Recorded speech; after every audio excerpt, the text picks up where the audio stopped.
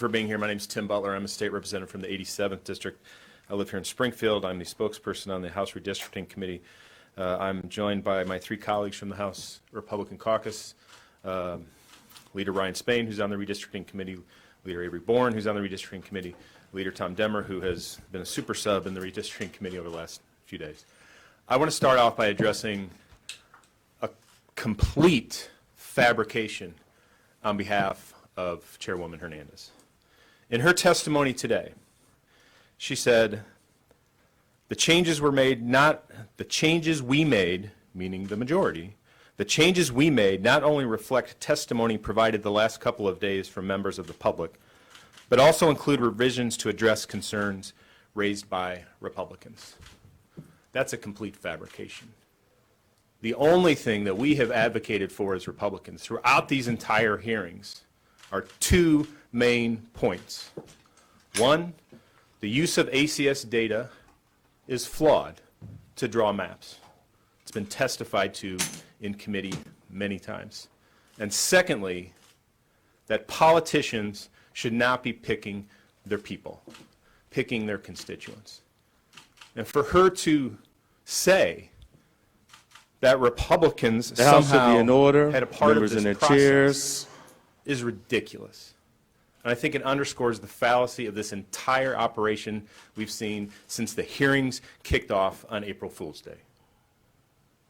This has been a complete mockery of the process of what we've seen over the last couple of months. As I said in the committee this morning, the people of Illinois woke up first thing this morning to find out who their politicians were going to be for the next 10 years, with legislation dropped in the middle of the night. And the chairwoman has no idea how that stuff was drafted. That's what she testified to today. It was drawn by staff, it was drawn by consultants who go unnamed in the secret room over in the Stratton building that you've all been made aware of. The people of Illinois deserve better. They deserve better than this process. They deserve better than the Democrat majority in this institution. This continues what we've seen for far too long in this state. And I find it beyond ironic that as our hearing was going on, there was another hearing virtually for the federal courthouse in Chicago with the former chief of staff to Mike Madigan, the former clerk of the House, and the former executive director of the Democratic Party of Illinois, Tim Mapes, who drew the current maps that we have, and much of those same consultants and staff that helped draw Leader Hernandez's maps learned under Tim Mapes. We need better in Illinois. We as Republicans stand with the people of Illinois, with the 600,000 Illinoisans that signed petitions in 2016 to go to a fair mapping process. We've put forward solutions to get us out of what we're doing right now, and the Democrats have ignored it time and time and time again. I have legislation. Leader Spain has legislation. Jason Barrickman, Senator Barrickman has legislation that gives us things to do other than the process that we see unfolding before us.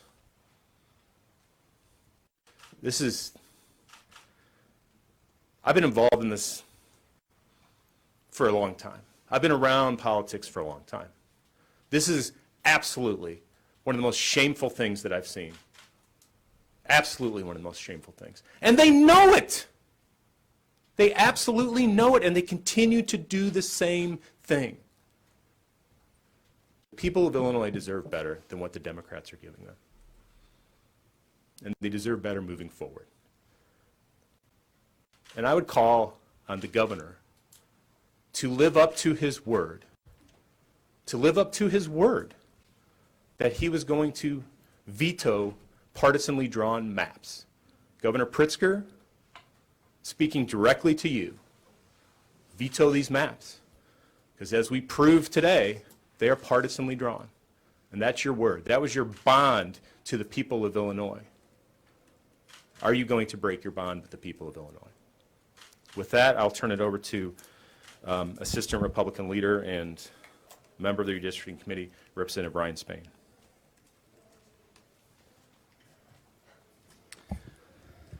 Well, thank you, Leader Butler, and for your work over many months on the House Redistricting Committee and the work that we've done in collaboration with the Senate.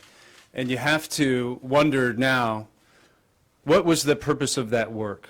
What was the testimony received from countless witnesses at hearing after hearing? Did they waste their time?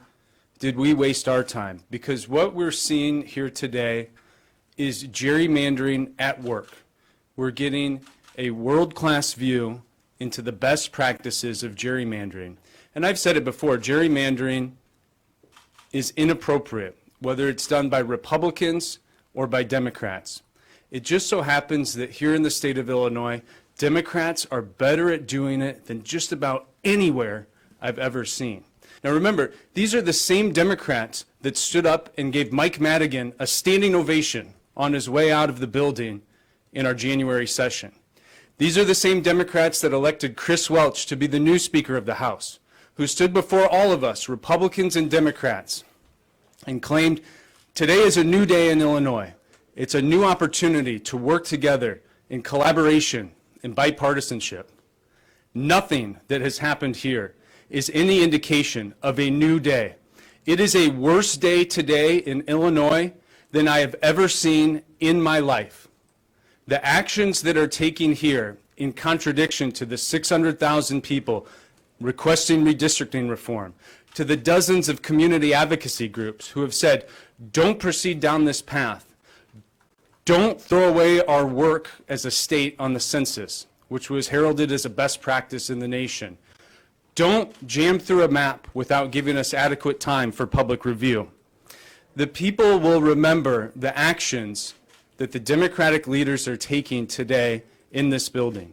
They're the same actions that took place 10 years ago, the same actions down to the day. The Madigan playbook that was developed by Tim Mapes, who has testified and given sworn affidavit to the federal court that he was the guy that drew the maps. That same playbook is in place today. Drop a phony map, have some hearings, pretend that you're receiving testimony and indulging the opinions that are submitted at the 11th hour, and ram forward with all full speed so that you can do anything you possibly can to maintain your power and your majority. And as we learned today, it's not just about politicians picking their own voters.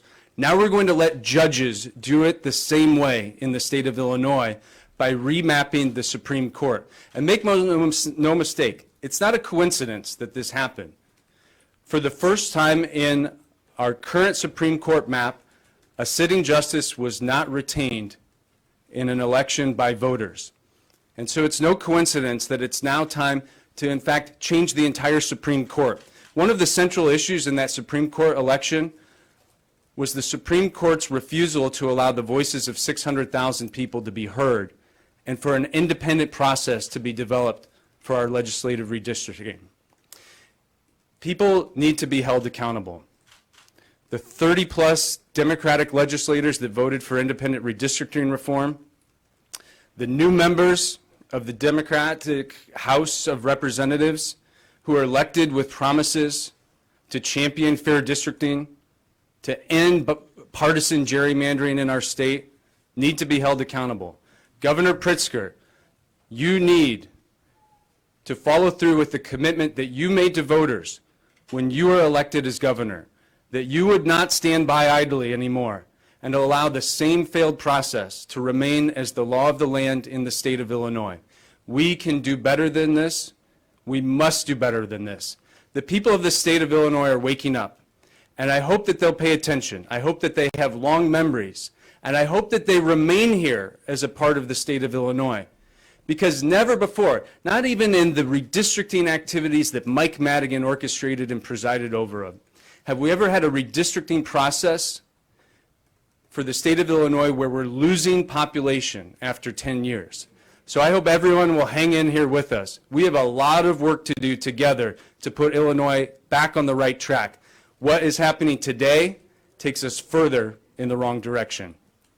And now I'm pleased to turn over the podium to Assistant Leader of the House Republican Caucus and member of the Redistricting Committee, Representative Avery Bourne. Thank you, Ryan. I'm Avery Bourne, State Representative for the 95th Legislative District, and I live in Morrisonville. And I'll be brief. You know, it might be really easy to say, well, you guys are in the super minority. Of course, you're up here complaining. But what we heard today was that the dozens and dozens of groups from across this state who are independent, who voiced their opinion in dozens of hearings before the first draft was dropped, who voiced their opinion in the interim before the second map was dropped, all had a pretty similar message. Don't use the ACS data, which we've also requested, but also give us ample time to give input before the final vote. They just want to be listened to and to have their concerns taken into account. And we saw today that that's not the case. In fact, when the chairwoman was asked, will you commit to giving those advocacy groups 2 weeks to look this over, which meets their own self-proclaimed deadline? Will you give them 2 weeks to look over it? She would not commit to giving them more than a day. She wouldn't commit to giving them any time. And this shouldn't be surprising because these advocates in the last week we've asked them, how much time do you need? And they said not hours, not days, it will be weeks for us to go through it once we get this data, once we get the maps. It will take us weeks to know if our considerations were taken into account in the drawing of this map. We saw that they were in fact given not weeks, not even days, but hours, maybe even minutes to look over this before the hearing today. And we have no commitment that they'll get any longer than that. So I would also say to Governor Pritzker, you said you would veto a map that was drawn by politicians, partisans, or their staffs. You wanted it to be independent. And today we saw that this map was only drawn by politicians, partisans, their consultants, and their staffs. So please live up to your word and veto this map. I will now turn it over to Deputy Leader Tom Demmer. Thank you, Avery. Good afternoon. I'm State Representative Tom Demmer from Dixon.